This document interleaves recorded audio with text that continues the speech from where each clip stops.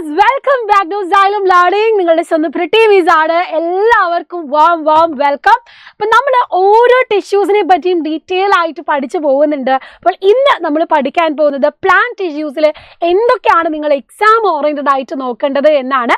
അപ്പം നമ്മൾ ഓൾറെഡി എന്ത് ചെയ്തു, നിഞ്ച ബാച്ചിൽ എല്ലാ കാര്യങ്ങളും ഡീറ്റെയിൽ ആയിട്ട് എക്സ്പ്ലെയിൻ ചെയ്ത് പോകുന്നുണ്ട്, സ്ട്രക്ചർ വെച്ച് എക്സ്പ്ലെയിൻ ചെയ്ത് പഠിക്കുന്നുണ്ട്. അപ്പോൾ ഇവിടെ നമ്മൾ കാണുന്നത് ഇമ്പോർട്ടൻറ്റ് പോയിന്റ്സ് ആണ്. എക്സാം ഓറിയൻറ്റഡ് ആയിട്ട് വരുമ്പം ഏതൊക്കെ ഭാഗങ്ങളാണ് നിങ്ങൾ കൂടുതൽ ഫോക്കസ് ചെയ്ത് പഠിക്കേണ്ടതെന്നാണ്. അപ്പം നേരെ നമുക്ക് വീഡിയോയിലേക്ക് പോകാം.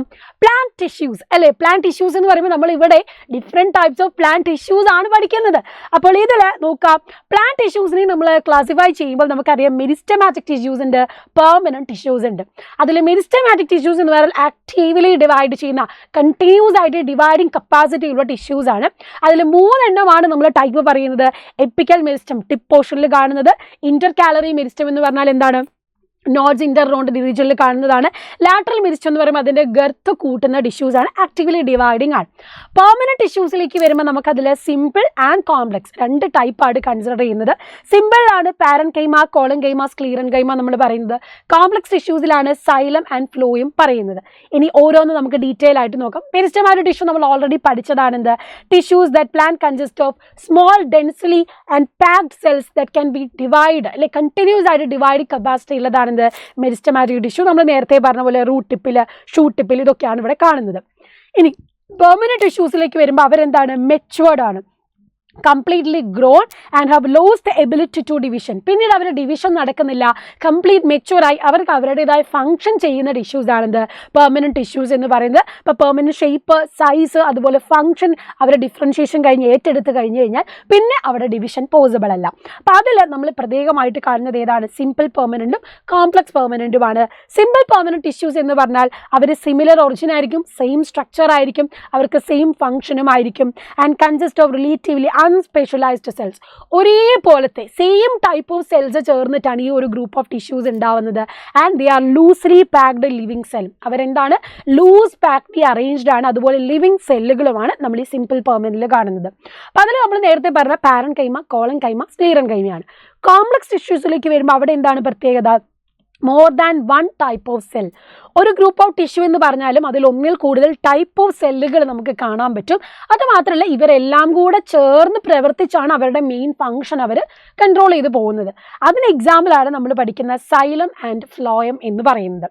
ഇനി ആദ്യം നമ്മൾ സിമ്പിൾ പെർമനന്റ് ടിഷ്യൂവിൽ പഠിക്കുകയാണ് പാരൻ കൈമ. ഇതുപോലെ ലൂസ് പാക്ഡ്ലി അറേഞ്ച്ഡ് ആയിരിക്കും. നേരത്തെ കാണിച്ചിട്ടുണ്ട്, ഇതുപോലെ ലൂസ് ആയിട്ട് അറേഞ്ച് ചെയ്തിട്ടാണ് പാരൻ കൈമാസ് ഉള്ളത്. അപ്പോൾ ഇന്റർ സെല്ലുലാർ സ്പേസസ് അവർക്കുണ്ട്. അവിടെ അവർ എന്ത് ചെയ്യുന്നു, ന്യൂട്രിയൻസ്, വാട്ടർ ഒക്കെ സ്റ്റോർ ചെയ്യുന്നു. ആൻഡ് ലാർജ് ക്യാവിറ്റി അവരിൽ കാണാം. അതിനെയാണ് നമ്മൾ എന്ത് പറയുന്നത്, എയറൻ കൈമ എന്ന് പറയുന്നത്. എന്താണ്, large air cavity present in പാരൻ കൈമേനെ എയറൻ കൈമ എന്ന് പറയുന്നു. ഇനി ഇതിൽ ക്ലോറോപ്ലാസ്റ്റ് ഉണ്ടെന്ന് വിചാരിക്കാം.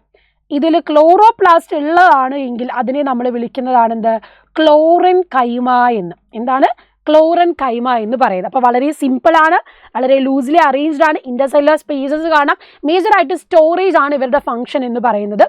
രണ്ടാമത്തേലേക്ക് വരുമ്പോൾ നമ്മുടെ കോളൻ കൈമയാണ്. കോളൻ കൈമയുടെ പ്രത്യേകത എന്താണെന്ന് വെച്ചാൽ ടിഷ്യൂസ് എല്ലാം ഇങ്ങനെ ലൂസ് അറേഞ്ച് ആയിരിക്കുമെങ്കിലും ഇതിൻ്റെ കോർണേഴ്സിൽ ഇതുപോലെ തിക്കനിങ് ഉണ്ടാകും. ഓക്കെ, ഇതിൻ്റെ കോർണേഴ്സിൽ എന്താണ്, ഇതുപോലെ തിക്കനിങ്സ് ഉണ്ടാകും. 2 സെല്ല് ചേർന്ന് വരുന്ന കോർണേഴ്സിൽ തിക്കനിങ് ഉണ്ടാകും. So collenchyma helps in flexibility in പ്ലാന്റ്സിൽ നല്ല ഫ്ലെക്സിബിൾ ആകാൻ, കാറ്റൊക്കെ വന്നാൽ ഒടിഞ്ഞു പോവാതെ ഫ്ലെക്സിബിൾ ആയിട്ട് ബെൻഡ് ചെയ്യാൻ അവരെ ഹെൽപ്പ് ചെയ്യുന്നത് കോളൻ കൈമയാണ്. And easy bending without breaking provide mechanical support to the plants. അപ്പോൾ ആംഗുലാർ തിക്കനിങ് ആണ് ഇതിൻ്റെ ഒരു പ്രത്യേകത എന്ന് ഓർത്ത് വെക്കുക, ആംഗുലാർ തിക്കനിങ്. അതുകൊണ്ട് തന്നെ എന്താണ്, നല്ല രീതിയിലുള്ള മെക്കാനിക്കൽ സപ്പോർട്ട് കോളൻ കൈമ കൊടുക്കുന്നു.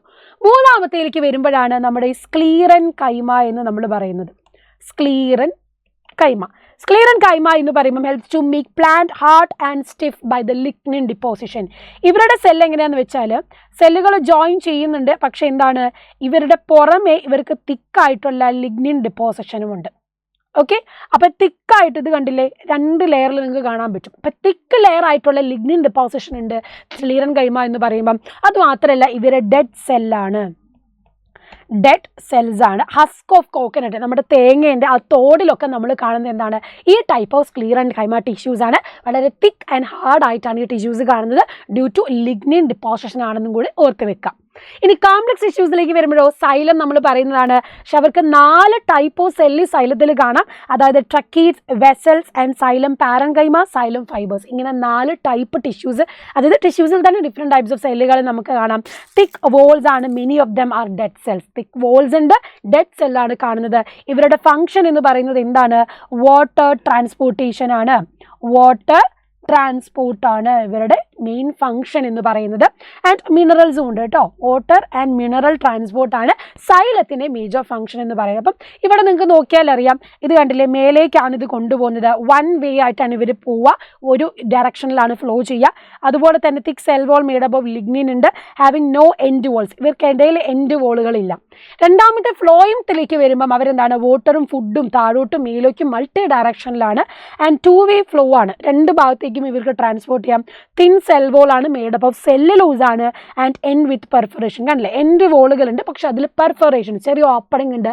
അതിലൂടെയാണ് ഇത് ട്രാൻസ്പോർട്ട് ചെയ്യുന്നത്. അപ്പോൾ ഫ്ലോയത്തിലേക്ക് വരുമ്പം made up of 4 element: sieve tube, companion cell, phloem fibres and phloem parenchyma. അപ്പം സൈലം ട്രക്കീഡ്സ് ആണ്, അതുപോലെ സൈലം ഫൈബേഴ്സ്, വെസൽസ്, പാരൻകൈമ നമ്മൾ പറഞ്ഞു. ഫ്ലോയത്തിലേക്ക് വരുമ്പം അവിടെ എന്താണ്? Sieve tubes, companion cells, phloem fibres and phloem പാരൻകൈമയാണ് വരുന്നത്.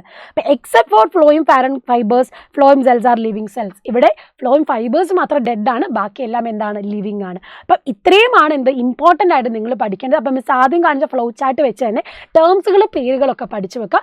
ബാക്കി അതിൻ്റെ ഫങ്ഷൻസ് ആണ് ഡീറ്റെയിൽ ആയിട്ട് പഠിക്കേണ്ടത്. അപ്പം കംപ്ലീറ്റ് പ്ലാന്റ് ടിഷ്യൂസ് ഏതൊക്കെയാണ്, എന്തൊക്കെയാണ്, അവരുടെ ലിവിങ് ഏതാണ്, ഡെഡ് ഏതാണ് മനസ്സിലാക്കുക. പിക്ചർ തന്നാൽ അത് ഐഡന്റിഫൈ ചെയ്യാനും കൂടെ പഠിച്ചു വെക്കുക. സോ ഇത്രയും കാര്യങ്ങളാണ് ഇതിൽ കൂടുതലായിട്ട് ശ്രദ്ധിക്കേണ്ടത്. അപ്പം നെക്സ്റ്റ് വീഡിയോയിൽ നമുക്ക് ആനിമൽ ടിഷ്യൂസ് ഒക്കെ ഡീറ്റെയിൽ ആയിട്ട് പഠിക്കാം. See you soon in the next class and bye bye.